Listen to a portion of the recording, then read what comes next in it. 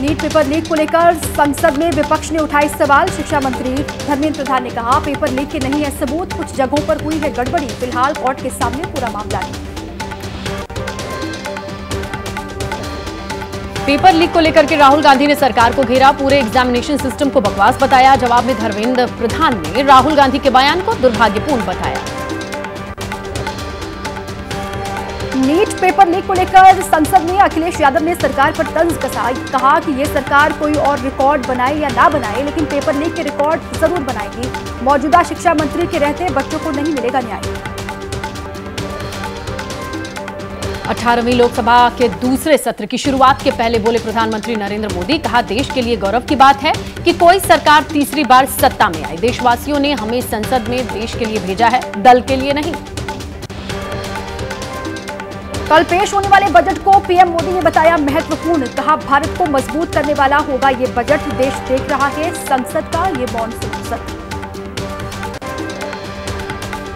कल पेश होगा देश का आम बजट। मोदी सरकार के तीसरे कार्यकाल के पहले बजट में भारत को विकसित राष्ट्र बनाने का दिख सकता है रोड मैप। संसद सत्र के दौरान चर्चा पर रणनीति बनाने के लिए आज शाम को कांग्रेस संसदीय दल की बैठक। सोनिया गांधी के आवास पर होने वाली मीटिंग में मल्लिकार्जुन खड़गे और राहुल गांधी शामिल होंगे। आज दोपहर बाद एनडीए के प्रवक्ताओं की मीटिंग होगी। आपस में बेहतर समन्वय बनाने पर चर्चा होगी। एनडीए के हर दल से 2 प्रवक्ता शामिल होंगे। बजट सत्र को लेकर कांग्रेस अध्यक्ष मल्लिकार्जुन खड़गे का बयान। बोले, सरकार के पास बहुमत नहीं, इसलिए दबाव में है सरकार। जनता की समस्याओं को दूर करना होनी चाहिए इनकी प्राथमिकता।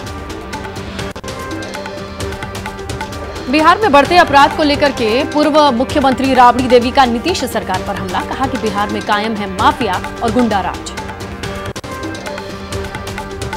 बिहार में बढ़ते अपराध को लेकर लालू यादव ने बिहार सरकार को घेरा। कहा, बिहार में सरकार से नहीं हो रहा है क्राइम कंट्रोल। यूपी के सीएम योगी आदित्यनाथ का आज आजमगढ़ वाराणसी दौरा। विकास कार्यों की समीक्षा करेंगे। काशी में काल भैरव मंदिर, विश्वनाथ मंदिर में पूजा करेंगे।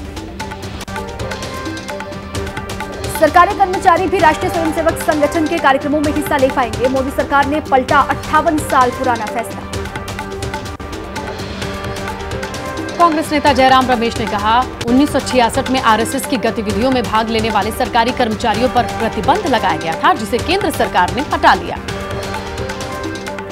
फैसला वापस लेने पर बीजेपी की ओर से दिया गया बयान। अमित मालवीय ने कहा, 58 साल पहले 1966 में जारी किया गया था असंवैधानिक आदेश, मोदी सरकार ने इसको वापस लिया।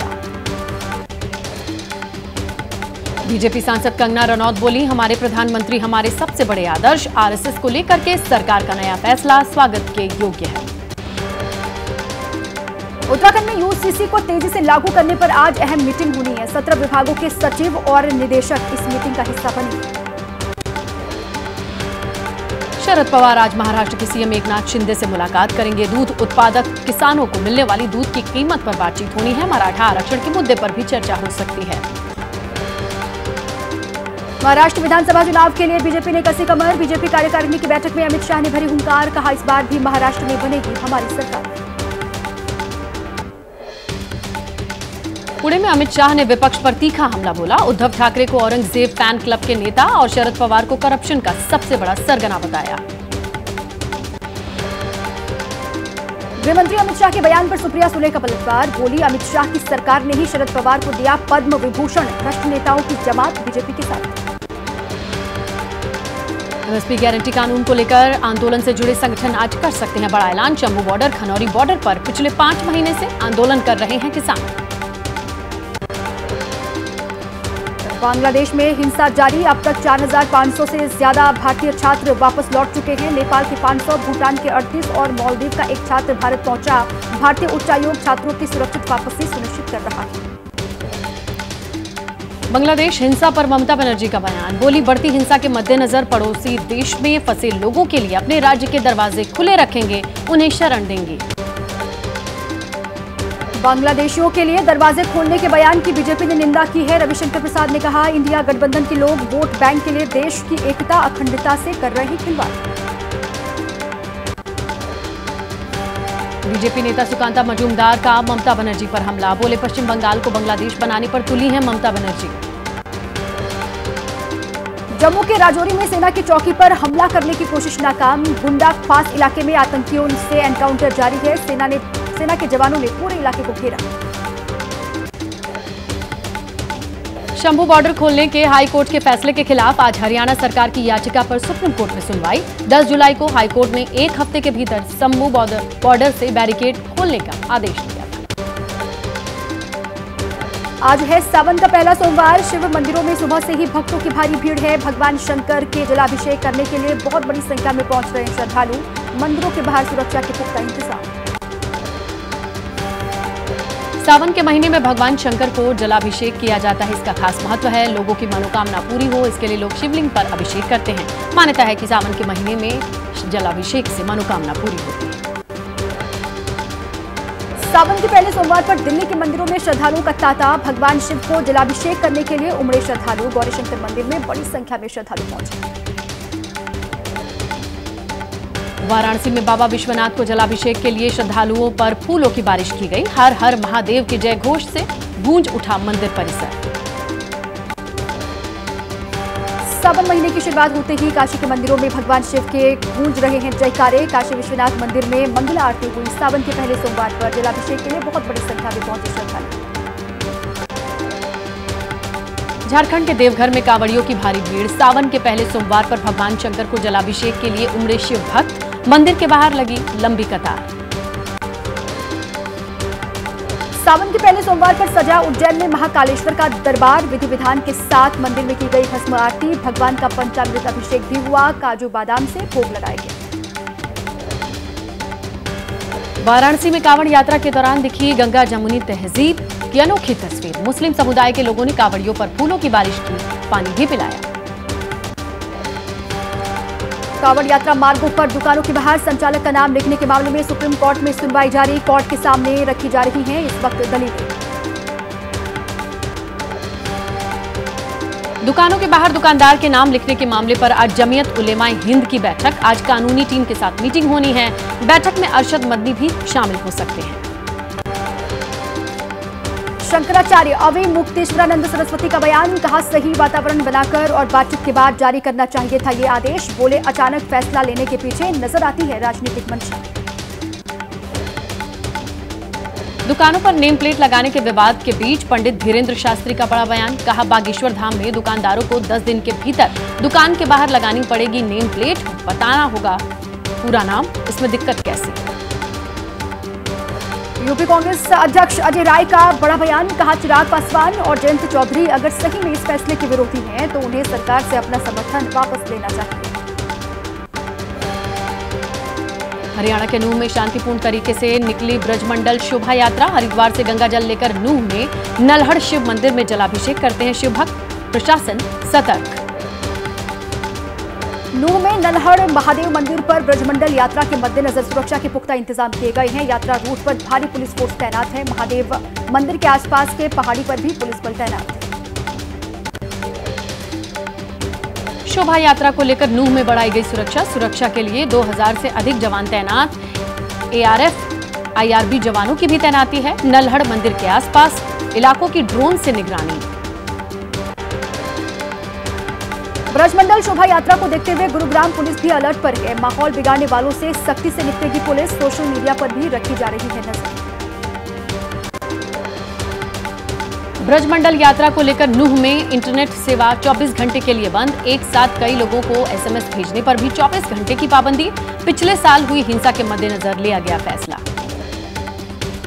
नूह में शोभा यात्रा से पहले पुलिस ने निकाला फ्लैग मार्च। लोगों से शांति बनाए रखने की अपील की। नूह से सटे सोहना के गांव रायपुर में पुलिस ने बैरिकेडिंग भी लगाई। नूह जाने वाली गाड़ियों की हो रही है गहनता से जांच पड़ताल।